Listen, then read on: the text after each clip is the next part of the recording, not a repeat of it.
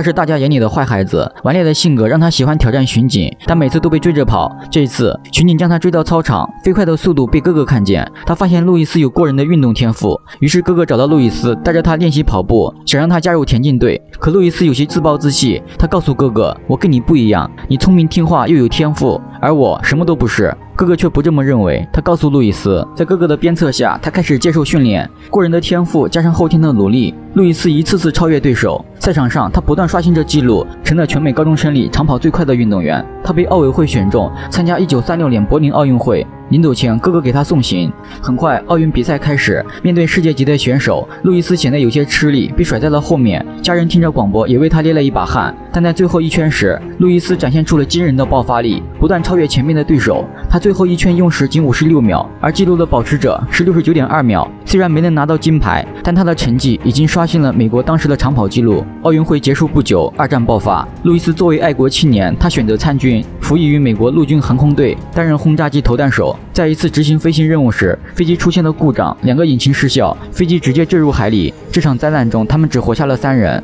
在救生包里，路易斯找到了巧克力和几瓶淡水。为了能够坚持更长的时间，他给大家分配好了每天的用量。这天，一只海鸟落在救生筏上，路易斯故作镇定，一把将它抓住。他们解决了海鸟，但味道太过腥臭，3人还没吃就淫吐了。他们只能用海鸟尝试钓鱼，还比较幸运，有一条鱼上钩，几人总算能饱餐一顿。之后，他们还会从海里抓鲨鱼来吃，口渴了就借下的雨水解渴。转眼他们漂流了27天，这时天空出现了一架飞机，他们拿出仅剩不多的信号弹，对着天空发射，希望能被发现，但换来的却是子弹。这是一架敌机，3人只能跳到海里躲避，水里还有鲨鱼，但被子弹打中，他们才躲过一劫。之后飞机就离开了，因为子弹的射击，救生筏已经千疮百孔，眼看就要沉没。他们找来工具包，一边修补一边打气。不知道又过了多久，因为长期的食物缺乏，马克没能坚持下来，同伴只能将他抛向大海。海上漂流的第45天，他们被一个黑影笼罩，这是日军的海上军舰。本以为就要脱离苦难，结果只是从一个地狱来到另一个地狱。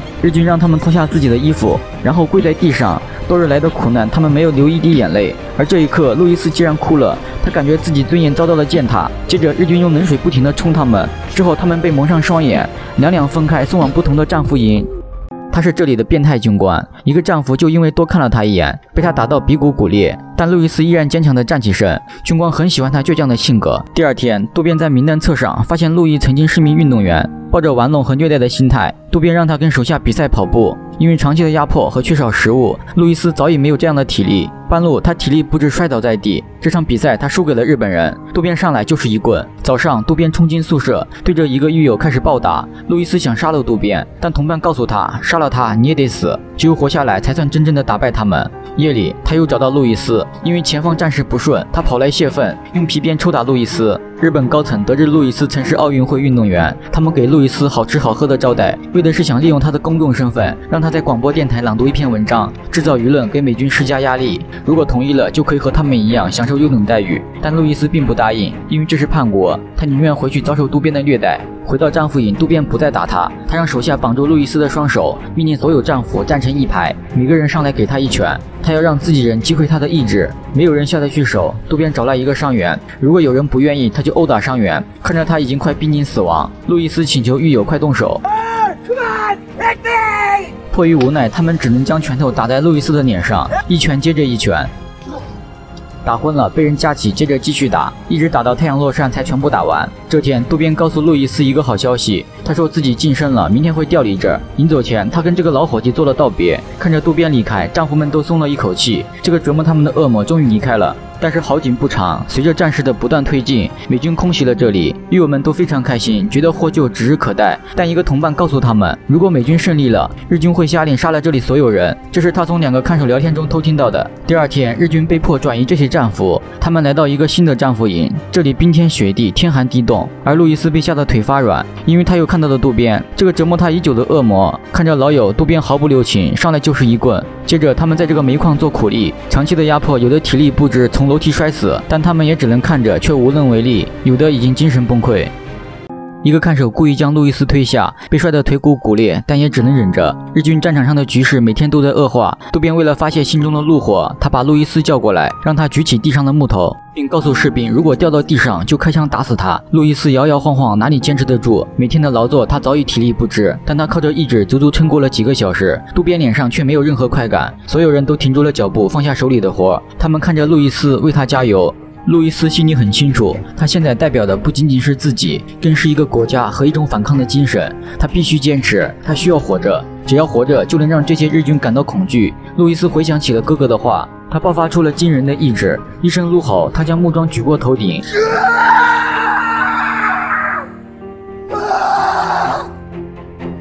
他死死盯着渡边，眼神异常坚定。这一下彻底击溃了日军的心理防线。他不敢相信，一个被折磨了这么久的人，竟还有这么强的意志。恼羞成怒的渡边只能用最粗鲁的方式教训路易斯，直到打得精疲力尽才停下。但尽管这样，他还是输了，输得很彻底。渡边跪倒在地，开始痛哭。他们连一个人都摧毁不了，又怎么能击垮一个国家？不久后，日军战败，他们将所有战俘集中起来，说是让他们沐浴消毒，但他们知道今天会被枪杀。大家都非常镇定，他们不再害怕死亡，因为在精神上他们已经赢了。所有人被赶到河里，而周围已经安排好了机枪手。这时，天空出现了轰鸣声，一架飞机飞过，这是美军的飞机，这里已经被他们占领。所有人狂欢雀跃，他们得救了。飞机不停地往下面抛来物资，而路易斯独自一人来到渡边的房间。他想知道长期欺压他的渡边是个怎样的人，但现在这里已经空无一人。看到桌上他和父亲的照片，路易斯陷入了沉思。之后他顺利回国，一下飞机，他亲吻了祖国大地，和家人相拥在一起。而这张照片也被定格在了1945年。这是二战的一个真实故事。路易斯在战俘营关押了2年，受到了非人的虐待。他靠着钢铁般的意志，一直抗战到二战结束。之后，路易斯又重返日本。他抱着友好宽容的心态，对当年关押他们的看守表示释怀。他很想见见曾经虐待他的渡边，但却被渡边拒绝。多年以后，他公开了曾经写给渡边的一封信，在信中表达出了自己对渡边的宽容和原谅。当他再次踏足日本，已是80岁高龄。他作为奥运火炬手奔跑在日本的街道，他用钢铁般的意志书写了自己的传奇。只要毅力足够强大，他也能坚不可摧。2014年，97岁的他为自己传奇的一生画上了圆满的句号。